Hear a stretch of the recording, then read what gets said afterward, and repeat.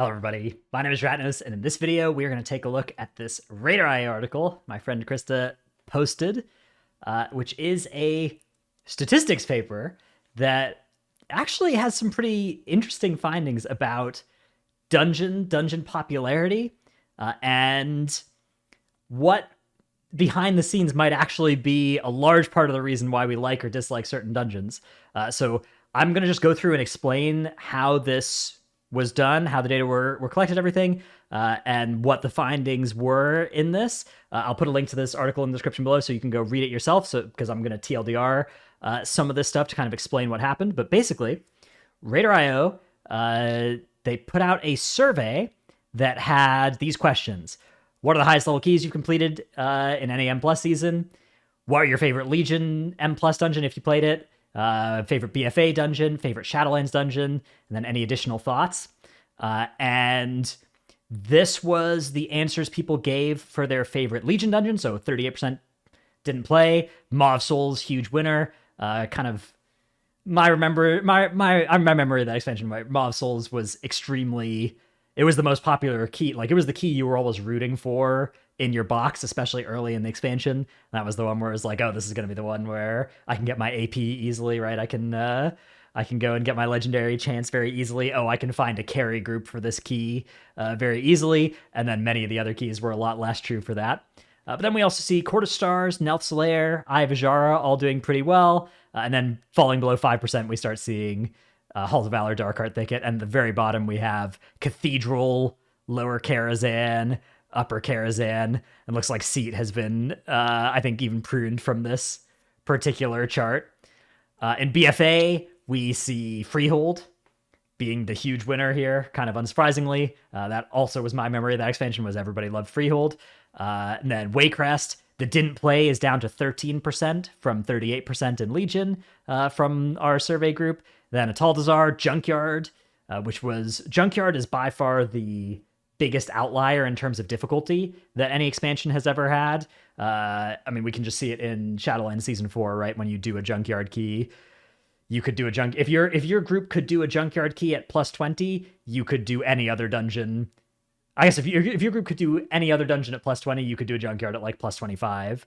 If you could do any, like it's like five key levels easier, not even exaggerating, than every other keystone for organized groups, at least for groups that can get the bots not die and just use them to kill the whole dungeon. And then we start seeing Underrot Temple, and then this expansion also has, you can see this tiny sliver here, right? Siege of Brawl is 1.4%, Toldagor 0.6%. So some of the most relatively unpopular dungeons, right? Like 100 times less popular than Freehold is Toldagor, which dungeon sucked. Good. Well deserved. So Siege and Toldagor were my least favorite dungeons of this expansion as well, so this lines up with at least my personal feelings on that front, although I would say that I quite appreciated Underrot.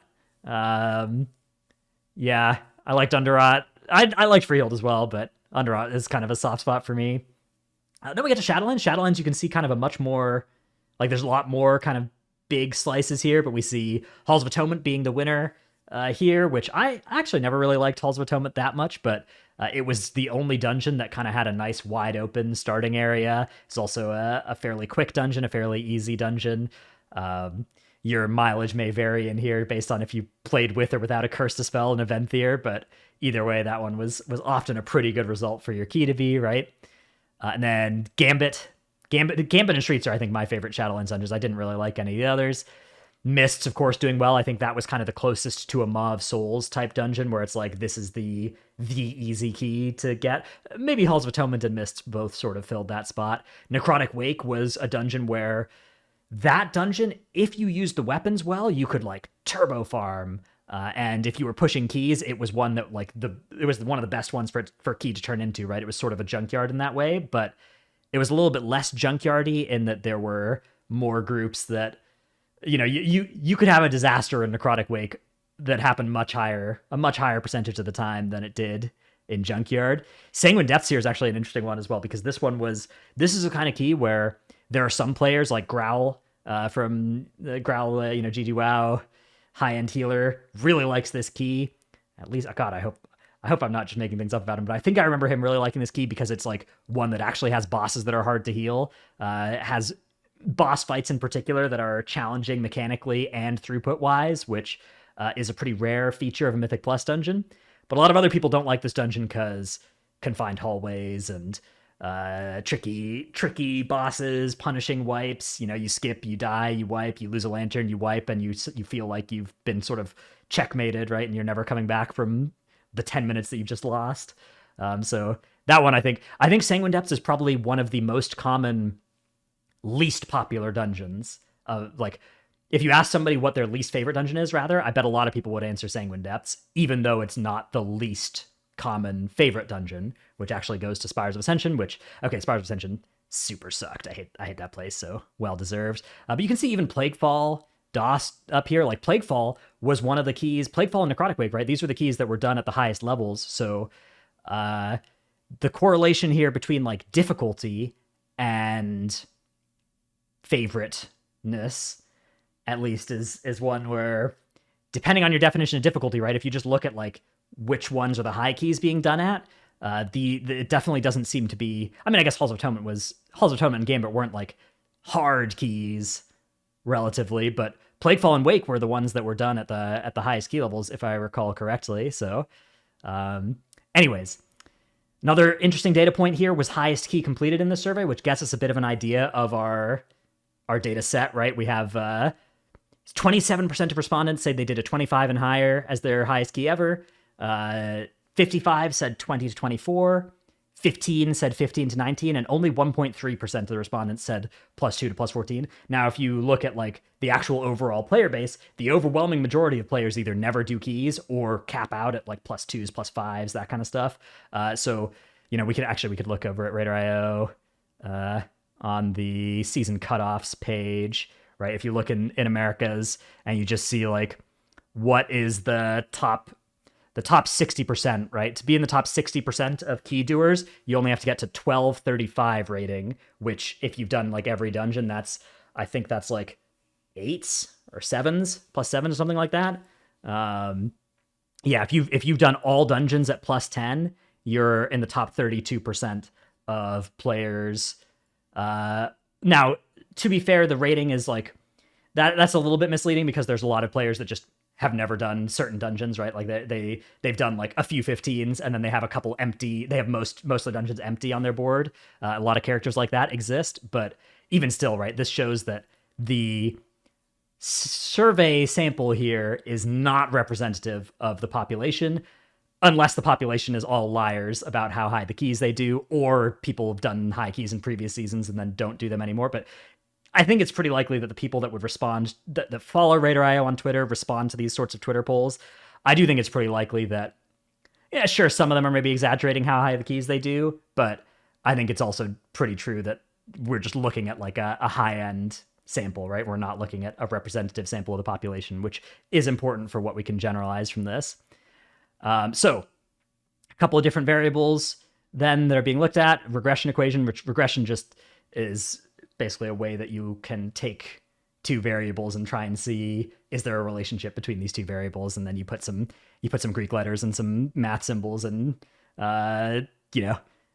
get to make everybody think you're super smart is kind of how that works out there. But here's the results basically. So when you listed the dungeons by popularity, right? So Maw of Souls, the most popular, Vault of the Wardens, least popular from Legion. And then dungeon timer is actually the variable that's on here. Not any of these other factors, not difficulty, which later in this article, difficulty was something that was looked at and a couple of variables were used to try and proxy for difficulty, but none of them actually found a relationship with popularity. But the one that did, and that actually found a pretty strong relationship with popularity, was dungeon timer, right? So obviously Maw of Souls, is the most popular and the shortest timer here. But even if you look at these other expansions, right, you can see like this. You can just see it with your eyes, right? That this trend line fits these data, right? And that you have these shorter dungeons, Halls, Gambit, Mists, are the three shortest dungeons and the three most popular dungeons, right? And then you get, DOS, Plaguefall, Spires. These are all some of the longest dungeons, and they're some of the least popular ones, which is pretty interesting. If you look here, the p-values So there's a insignificant p-value for Legion, but then for Shadowlands, it's statistically significant. And when you put all three of the expansions together, which is this graph, you get a p-value of 0.0035, which means that what this p-value means is that if you looked at these data and like if you were just kind of sampling data that were unrelated to each other, what are the chances that you would see something that looked like they were as correlated as this? And the chances are very low here. The chances are 0.35% basically, that if you just had data that weren't related to each other, that they would appear to be as related as this.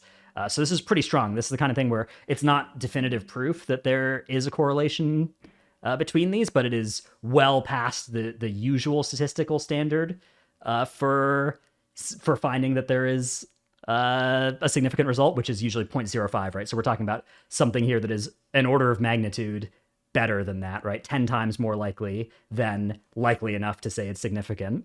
And that is, as you can, yeah, I mean, you can just kind of see it here, right? Short dungeons are all like, of these top 10 most popular dungeons, we've got a lot of them at the 30-minute mark, right? Like there are 5 30-minute dungeons, and all of them are in the top half of popularity. Most of them are in the top 10, except for Darkheart Thicket, right? And then like of our longer dungeons, they're all up here at the top. I guess Archway and Halls of Valor are our longest dungeons, and they're in the middle of the sample. But in general, right, you can see a lot of stuff near the top of the timer here, and a lot of stuff near the bottom of the timer here. When you have this list of all of them in order of how popular they are. So a very cool finding that suggests that difficulty, not necessarily well, I guess none of the variables that were used for difficulty were found to correlate, although I suspect that there may still be a correlation between difficulty and popularity. It's just maybe it's hard to get a good variable that lets you represent difficulty well, but definitely dungeon timer and how long the dungeon is appears to be really important for how players perceive how fun dungeons are. Now, there's kind of two different ways that you could interpret this. One is, players are stupid. They don't actually care about good dungeon design. They just care about, like, they secretly just want the faster dungeons, which to some extent might be true. But the way that I actually look at this is part of a good dungeon design is making it so that it's not super long and boring, right? Getting us in there and out of there in 30 minutes. Like, these make dungeons more popular, and it's not in spite of the dungeon design. It's as a part of the dungeon design. Blizzard should focus on making 3 to 4 boss dungeons that are around the 30-minute mark on the timer, rather than these 4 to 5 minute dungeons, or 4 to 5 boss dungeons that are sitting around the 40-minute dungeon timer. Now, if we look at Dragonflight, most Dragonflight timers actually are doing a fairly good job of that. They're here, 30 minutes on court, 30 minutes in Ruby life pools, and then we're seeing a lot of 32, 33 stuff. The only ones above 35 are Halls of Valor, which has had its timer dropped from 45 minutes to 38 for this expansion, and Not Good Offensive, which is already looking like probably the least popular one of this set for other reasons, but it will be another data point of long and unpopular dungeon if it makes it to live like it is right now on beta. On beta right now, Not Good Offensive has some quite offensive trash and bosses that I think need to get toned down quite a bit, but it also happens to be the longest dungeon, so it would be another data point to suggest, or in favor of the finding here. Yeah, it does kind of bring up an interesting thing that you gotta, like, okay, so obviously for any given dungeon, just reducing its timer isn't going to make it better, right? Like, if it keeps the same amount of trash and bosses, reducing its timer should make it worse, right? Like, that should be a bad thing, right? Whereas increasing its timer should make it a good thing. So it's important to say, like, the actual variable that we think has this correlation, or think has the causal relationship with popularity, is not the timer itself, it's the overall length of the dungeon, right? And I think actually, if you think about Halls of Valor as an example, like, it's actually a fairly popular dungeon.